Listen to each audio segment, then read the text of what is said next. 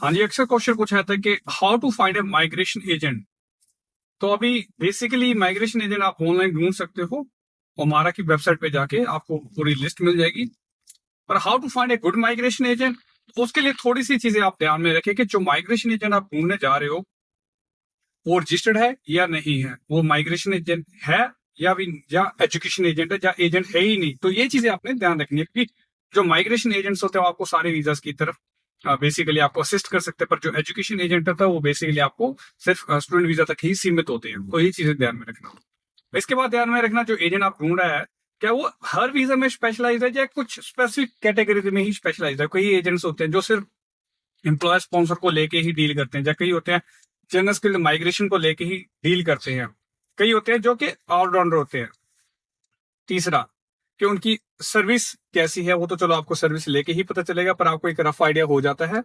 क्योंकि कई बार हमें कंफ्यूजन होती है इतने एजेंट्स के पास जाके कि कौन सा सही है कौन सा गलत है। आप गूगल भी कर सकते हो, जब आप एक से ज्यादा एजेंट्स के पास जाते हो तो आपको बेसिकली सोशल मीडिया पे आप इतनी इन्फॉर्मेशन पड़ी, आपको पता लग जाना चाहिए कि भाई कौन सा राइट है कौन सा रॉन्ग है। टिकटॉक पे जा सकते हो, फिर इंस्टाग्राम पे जा सकते हो या गूगल पे जा सकते हो।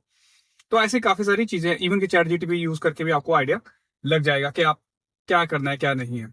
उसके बाद जो मेन चीज आ जाती है वो मेन चीज ये आ जाती है कि भाई आप कंफर्टेबल हो उस बंदे के साथ कि नहीं हो। अगर आप कंफर्टेबल ही नहीं होगे तो आप क्वेश्चंस नहीं पूछ पाओगे। अगर क्वेश्चंस नहीं पूछ पाओगे मींस कि आपको आंसर नहीं मिलेंगे। अगर आंसर नहीं मिलेंगे तो हमारा गोल अचीव नहीं होगा।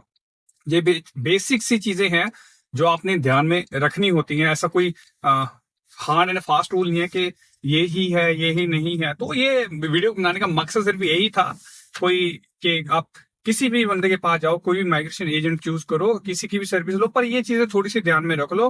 क्योंकि काफी बच्चे कंफ्यूज हो जाते हैं कि सर उन्होंने ये बोला उन्होंने ये बोला। देखो, always do the cross questioning कि अगर आप मुझे ये पाथवे बोल रहे हो तो क्यों बोल रहे हो।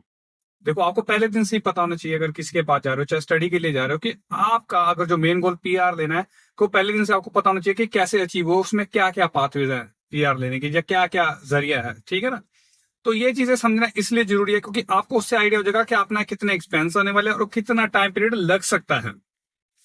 तो ये चीजें बहुत इंपॉर्टेंट इसलिए भी हैं क्योंकि फिर आपको एक स्टेज पे आके आपको ना फ्रस्ट्रेशन होने लग जाएगी, जब आपको ये हो जाता है कि मेंटली स्ट्रेस हो जाओगे, जब आपको लगेगा कि यार नहीं मेरे को यहाँ पे नहीं रहना, जब पैसा खराब करोगे। ऐसे काफी बेसिक सी मिस्टेक्स है जो काफी बच्चे इस चीज को लेके करते हैं।